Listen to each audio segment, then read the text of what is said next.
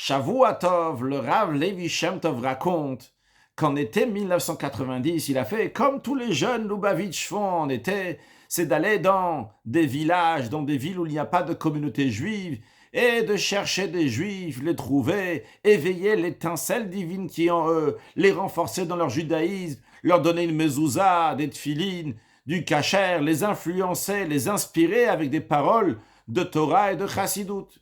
Donc il est parti avec son ami Rav Ephraim Mintz à Fresno, une ville en Californie. Ils ont fait connaissance de toutes sortes de juifs et entre autres d'une personne âgée qu'ils allaient plusieurs fois visiter.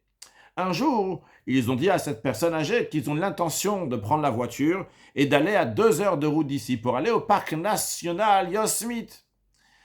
Et là-bas, ils vont faire un stand de tfilin, de mezouza, de kasher, etc. pour tous les touristes qui passent là-bas. Bon, la personne âgée leur a dit, moi je pense pas qu'il y a des juifs là-bas, mais vous savez, si déjà vous allez sur le chemin là-bas, il y a un village qui s'appelle Yosemite Lakes, et si vous allez là-bas, il y avait un avocat qui habitait ici à Fresno, que maintenant, il habite là-bas. Les deux jeunes hommes se sont dit, on va aller là-bas, on n'a ni adresse, ni téléphone. Et ils ont fait leur plan, ils ont pris la voiture et ils sont partis à ce parc national. Sur le chemin, en route, ils ont vu le village sur le côté, Yosemite Lake.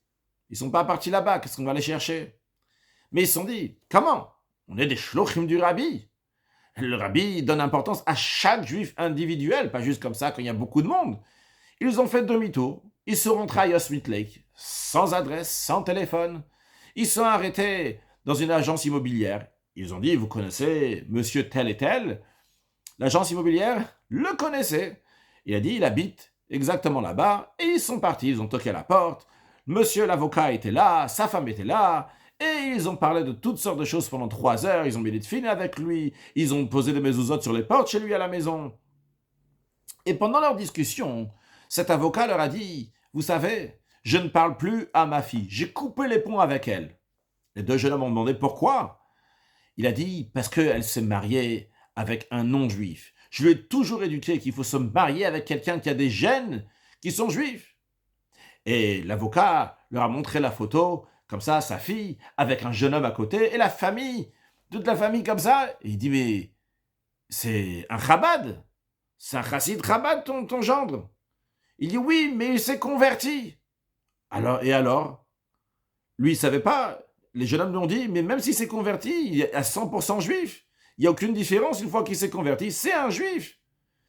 Il lui dit non, mais il n'y a pas de jeunes juifs. Ils lui ont expliqué qu'un juif qui est converti, c'est comme un Moshe Rabbeinu. Bon, le temps passe. Environ 6 mois plus tard, Yudalef Nissan, le jour d'anniversaire du rabbi, le Rav Levi Shem Tov va à 770, c'est un parc à la synagogue du rabbi, pour fêter l'anniversaire du rabbi. Là-bas, il rencontre le Rav Yosef Sverdlov, qui lui dit, dis-moi, j'ai entendu que le rabbi t'a envoyé en Californie pour que tu vas parler à quelqu'un pour qu'il reparle à sa fille à nouveau. Le Rav Shem Tov lui dit, je ne sais pas de quoi tu parles, il ne comprenait pas. Jusqu'à qu'il a commencé à comprendre ce qui se passait. Dans la ville de Pittsburgh, habite la fille de cet avocat qui a fait teshuva. Elle s'est mariée avec le converti. Son père avait coupé les ponts avec elle. Elle a écrit une lettre au rabbi avec toute l'histoire. Elle a demandé une bracha, une bénédiction, pour que le rabbi fasse qu'à nouveau, le lien va se renouer avec son père.